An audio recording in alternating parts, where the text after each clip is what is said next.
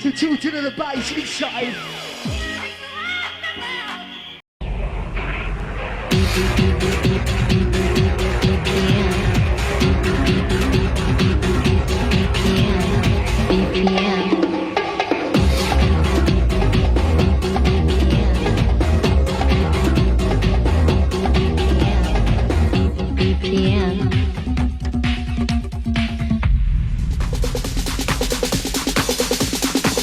Well, welcome back to BPM, and this week we go to a club that lies in the shadow of Wandsworth Nick. Yes, a club so popular that inmates have been known to dig out to get there. Yep, it's Club UK here in South London, and hey, here's a person that's often seen behind bars.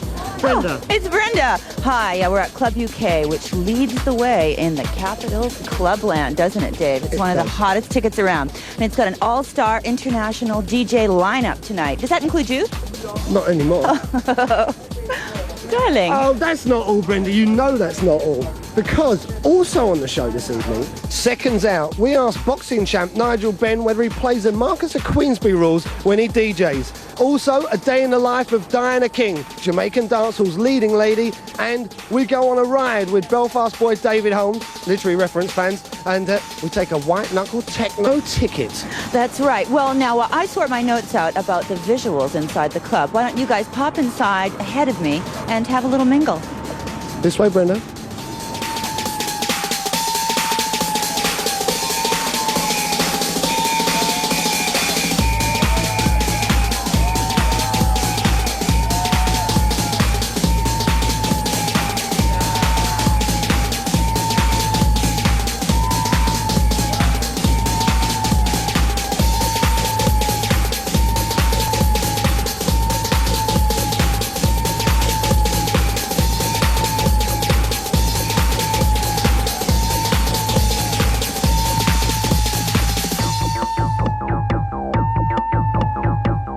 Well, our return visit to Final Frontier at Club UK sees 3 rooms in operation. The main area is the Tribal Temple, where Billy Nasty, David Holmes, and Eric Powell from The Omen are cooking up some hard house in Eastern surroundings. There's techno in the Cosmic Cave, courtesy of Pierre, Luke Slater, and CJ Boland, a pop art haven. And the Urban Collective sound system go experimental in Shangri-La, surrounded by man-eating plants. Let's go to it.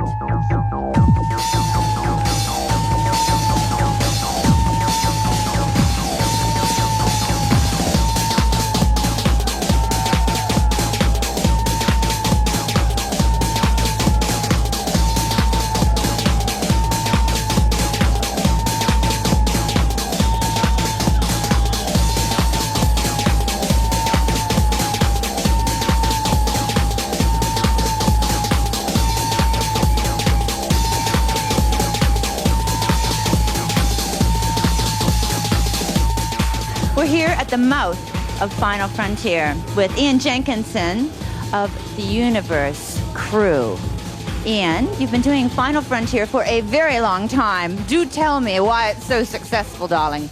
Well, I think the scope of the music and the international guests, value for money, probably the craziest punters we know in the business, and just everybody comes out as a good time. There's no sort of restrictions here. We'll let the music do the talking, and we'll leave all the sort of egos and attitudes outside. The best way to have a club, I think. How has your music policy here evolved from when you started doing Final Frontier to, say, today? Well, I think originally we started out as a pure techno club. We've evolved more. We've got one room with the progressive house and dubby trance, and the back room now, the pop art room, was always been the European techno room, but it's more ridiculous than ever now. I think the music in there is just phenomenal at the moment. It was very mellow when we first started, but there's a big acid sort of style in Europe last year, but it's actually calming down a bit now. And the small room, anything goes. We've had the Chemical Brothers in there, and Justin Robinson, Andy Weber playing dub reggae, jungle, Joy Division, whatever goes really.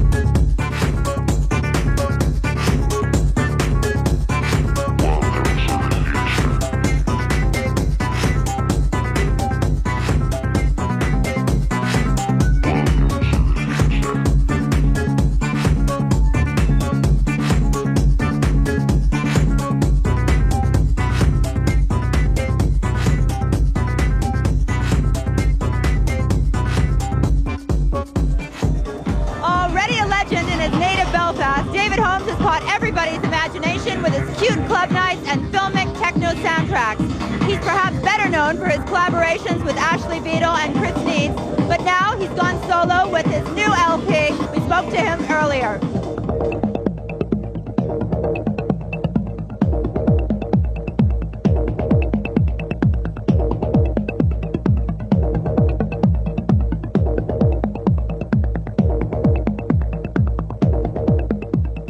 DJing was always like a hobby to me, and it's sort of, I suppose it started being a job. Well, it isn't a job, you know, it's like, you know, anyone that says it's a job is sort of telling lies, because it's like, it's a piece of piss, you know what I mean? You travel here, you travel there, just DJ, loads of different countries and get paid for it, which is like a bonus, I suppose.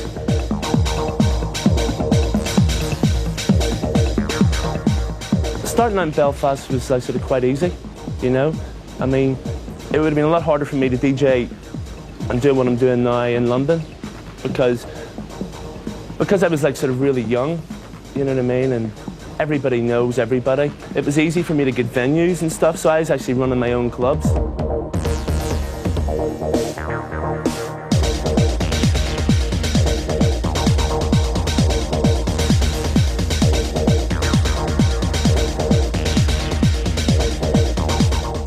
I wouldn't say the Troubles had any impact at all. You know what I mean? People just get on with it, you know. When you're brought up somewhere, you know, I think everyone has their type of troubles. You know, in Manchester you have your gangsters. I don't know what you have in London, I mean, but in Belfast it's just sort of terrorism. So you're brought up on it. You know, it's just like in one ear, out the other. You know, you don't think about it, you know, oh, there's a bomb, all right, bomb scare, right, no, do I have to leave? You know, it's that type of attitude. Nobody really sort of even thinks about it. People just get on with it and, you know, do their own thing.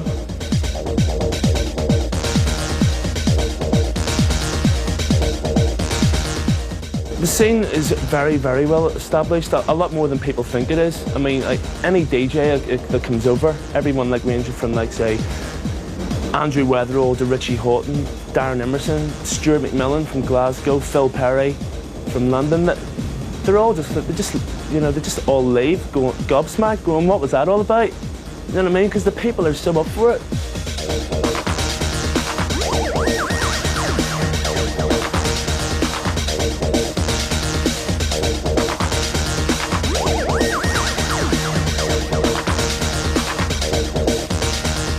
The first track that I made was like with Ashley Beadle. We formed the Disco Evangelist, did a track called De Niro. And although we were in the studio at the time making the track and we were like jumping up and down going, oh, this is really great, we didn't realise how many other people were going to think it was really great. You know, by the end of that year, there's so many people had it in their all-time top 3 records. Like, it's turned into a bit of a classic now.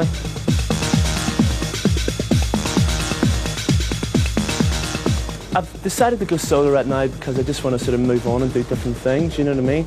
It's like, I had sort of decided this, you know, like a year and a half ago.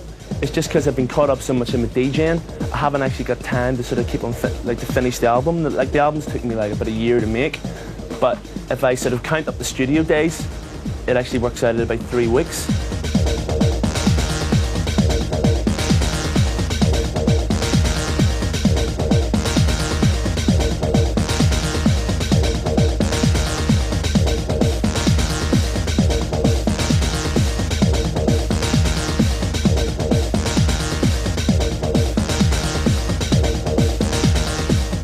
I've been influenced by so many different people, you know. You know, from the Velvet Underground to B.B. King, from B.B. King to John Carpenter to Derek May, from Derek May to Andrew Weatherall. You know what I mean? I've just been into so many different types of music, and it's just really helped me when I'm actually in the studio because I can, like, there's a lot more of a fusion going on in the music.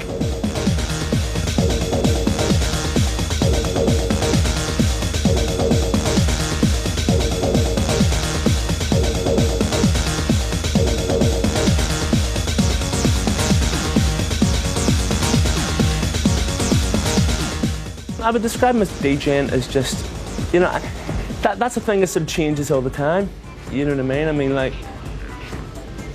a year ago I was sort of playing like sort of quite heavy, you know, but like a lot of the stuff I'm playing now is like, you know, it's quite sort of housey, quite messed up house. Everything from like, you know, Christian Vogel to Richie Houghton, from Richie Houghton to like, you know, a lot of the stuff on like Chicago-based labels like Dance Mania and Relief. You know, I just like things that are just messed up.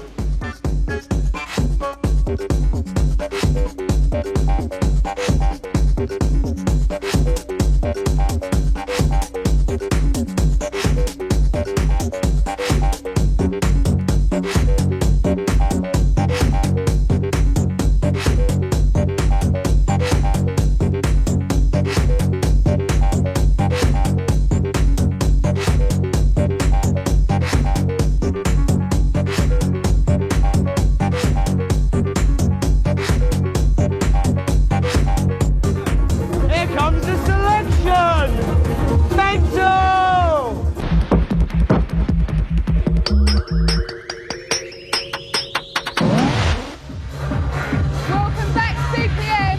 Here comes some more dance floor action. Woo!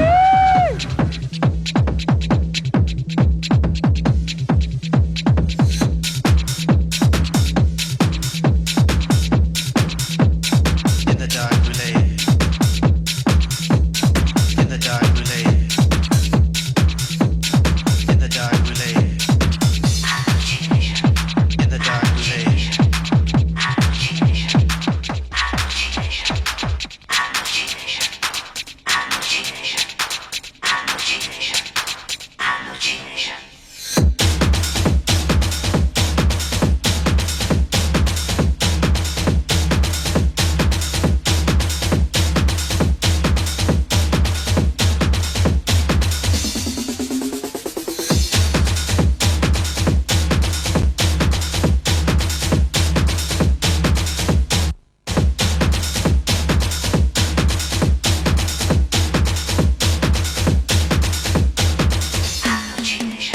Well, we're in one of our favourite cubby holes backstage at Club UK, and things can be confusing on the fast-moving dance scene. And nothing could be more confusing than the fact that there are 3 DJ Pierres. Pierre, did you wish you were called Hans? Hence, Probably not. So, I mean, tell me, you come to London, you play in Zurich and in Germany and, you know, all over Switzerland, etc. Is there a marked difference now between the German scenes and the UK scenes?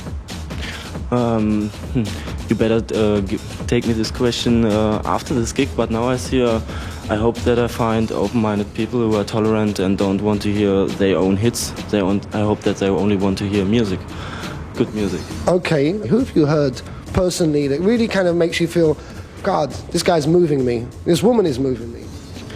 There's one, Richie Horton, because his music was acoustic sax and nothing else. He's free on the tables, you know. He don't have problems with technique or anything else. He only puts the records and then he do this and he do this. And he's free and you feel it. And it comes to you. You feel that he's free and that make you free too. Hey, for better times, I think you should be listening out for DJ Pierre.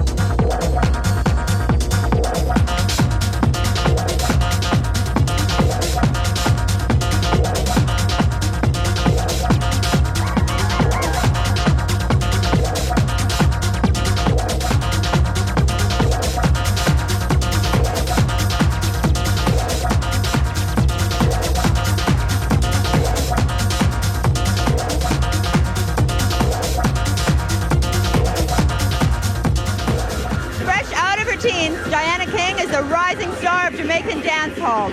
She's already contributed to the Bad Boys film soundtrack, which has meant a hectic promotional schedule for her over here.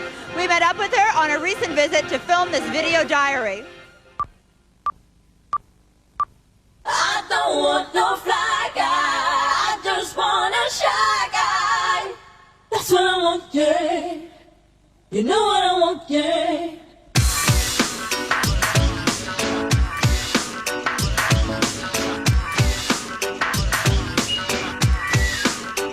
Oh Lord have mercy, mercy, mercy. The man them inna the party, party, party. The whole of them sexy, sexy, sexy. Watch them, they follow me, follow me, follow me. Everywhere me go, the man them a rush me. So what I need them love. Yes, I need them love. Show them know me sweet and me sexy. Everywhere me go, me say me ever ready. I need them love. Yes, I need them love. But I don't want somebody loving everybody. I need a shy guy, some kind of guy who'll only be mine. Oh Lord have mercy, mercy, mercy. The money me not the party, party, party. The whole of them sexy, sexy, sexy. Watch them just follow me, follow me, follow me. Mercy, mercy, mercy. None of them no move me, move me, move me. Shy guy, when me want you, want you, want it. Only him can make me irate, irate, irate. Make man, me no want none of them. Me pick up my body, lick off my head top. Me no want none of them. Me no want none of them. I started singing in the church when I was just 4 years old. I was singing gospel. Family was very religious, but as I got older, I was more attracted to reggae, R&B, soul, pop, those types of music.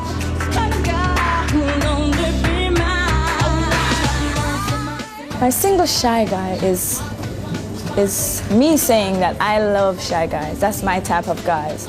Well, that's just my type of guys. I'm not saying they're the best, but the song is basically a fun song. You know, it's not really anything serious or you have to think. It's just one day, my producer was there and he said, Diana, what kind of guys you like? And I said, shy guys. And he said, okay, let's write a song about that. And we did, and it turned into my first single. Make man, me no want none of them. Me pick up my body, lick off my head top. Me no want none of them. Me no want none of them. Things I want for all the shine man them. Want you for me lover, and me want you for me friend. Till the very end, till the very end. So many people have influenced me. I love Shaka Khan, but she's one of them. There's so many people from Europe, people from America, all types of different music though. I don't have a favorite music. I love everything actually.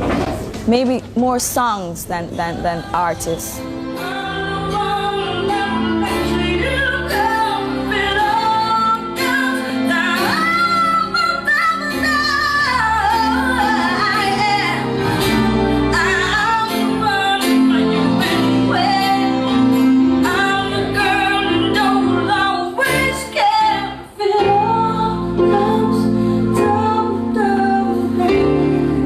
It's not difficult. It's like doing the same things I've been doing all these years, but just more, much more. The most funniest part is talking about yourself all the time. So, well, I this and I this, but it's fun. I love doing it. So I'm not bored yet.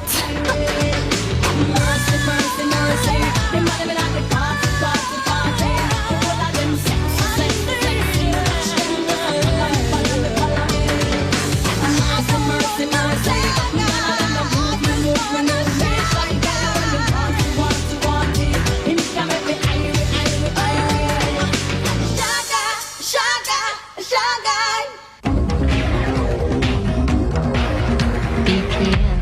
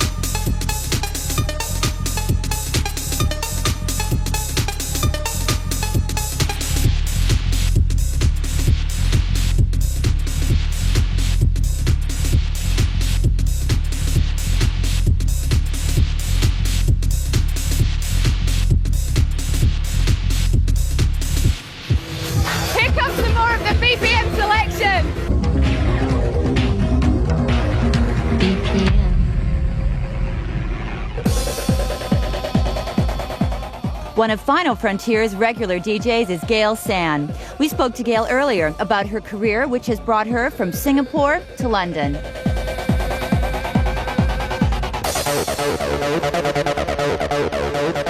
I was playing at a club called Top 10 in Singapore, and at the time I was with the Music Force agency, and they were telling me, they said, look, you know, they need DJs from Singapore, why don't you just go and try it out?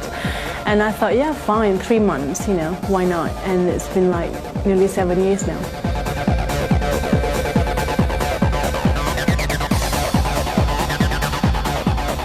I got to play at the Limelight because before they started the Reach for the Sky, I was already the resident. And when the Reach for the Sky started, you know, they were saying, oh, why don't you stay and just start it up with the rest of the DJs? So that's how I got started, you know, warming up for Polo Control and DJs like that.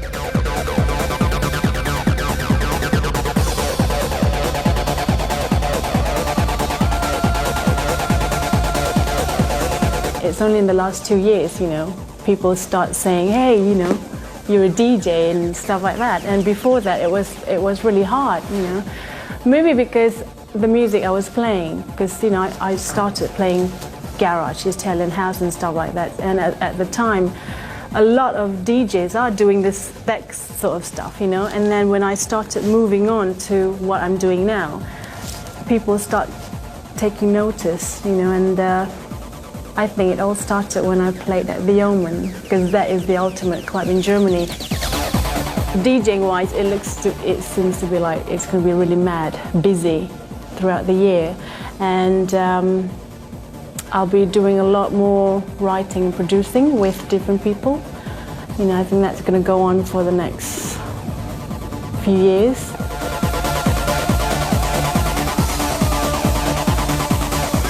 The ultimate would be a #1 single, which I've written all by myself. That would be the best thing to happen.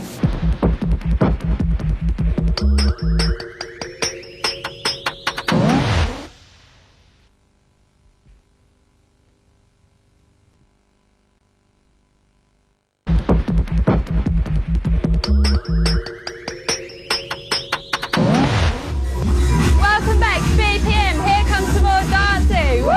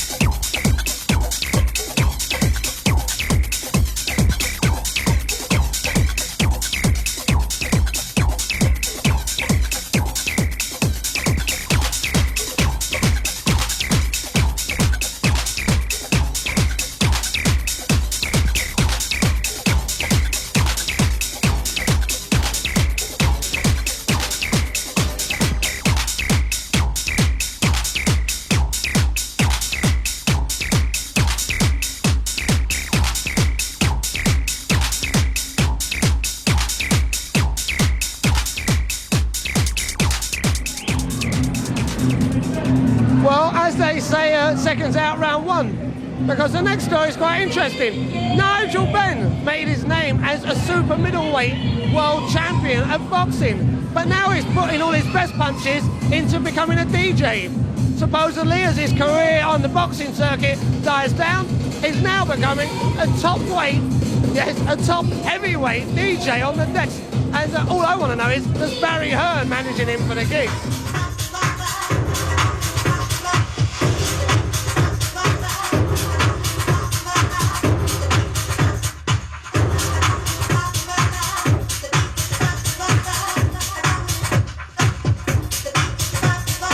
I start going watching big name DJs like Dave Morales, Todd Terry, Tony Humphries, and watching all these lot mix and seeing how they do it. And I would just used to go in like a couple of clubs where they would be playing and watching them mix. And I'd be over there like with my girlfriend. I feel like she want to go and dance, and I wouldn't go. I'd want to stay there and watch them and just like, you know, knowing how to do it. And so I was just like, you know, I couldn't go out to DJ. Oh, how do you do that while they're playing at a club? You know, not now, Nige, but I need to just stand there and just watch for hours and hours.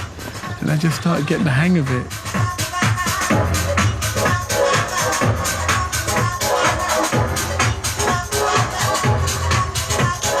I started playing at a lot of gigs here, like Stringfellas,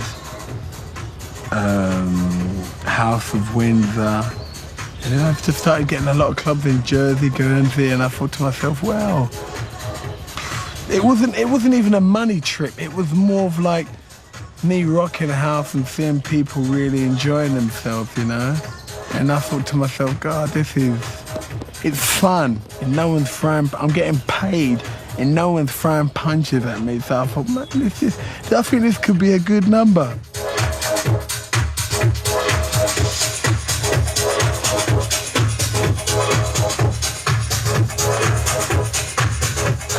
I played at a club called The Warehouse in Plymouth, and the crowd in there was like 2,000 people in there, 2,500, and they went absolutely ballistic. I thought to myself, damn, this is like, it's like if I was fighting, because everyone gets a new buzz to me.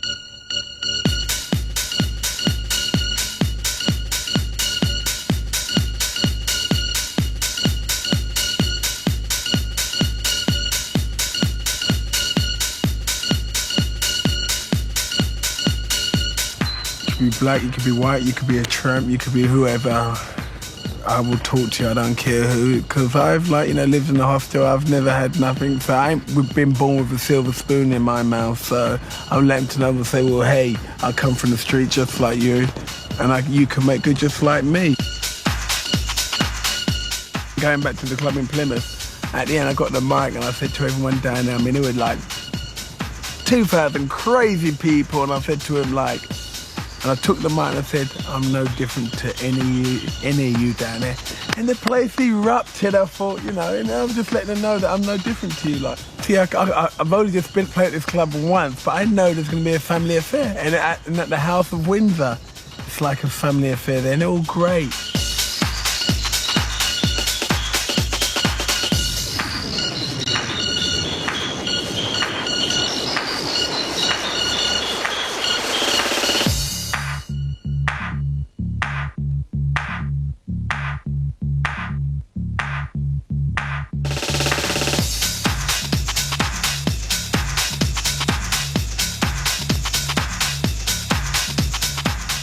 By the end of the year, you know, my fiance wants me to retire from boxing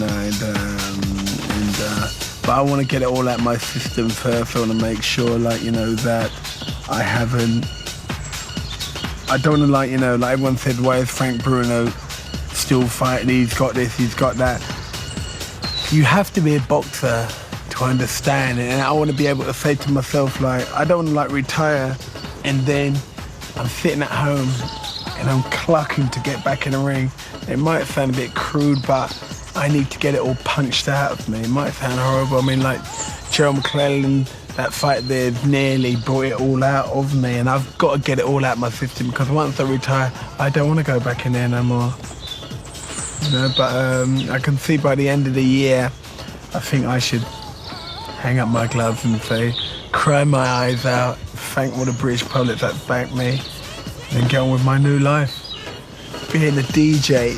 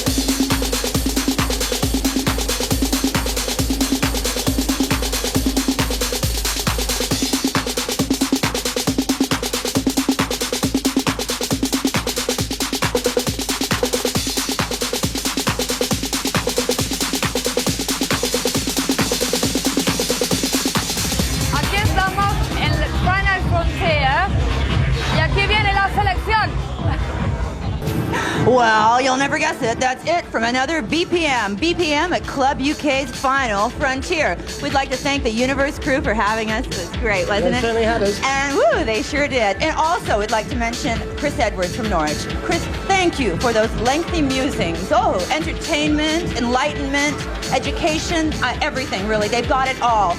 We're dying to hear some more from you. Absolutely. We've already taken possession of the penguin suit you've asked me to wear in a future episode. But and I will be wearing a bag over my head, too.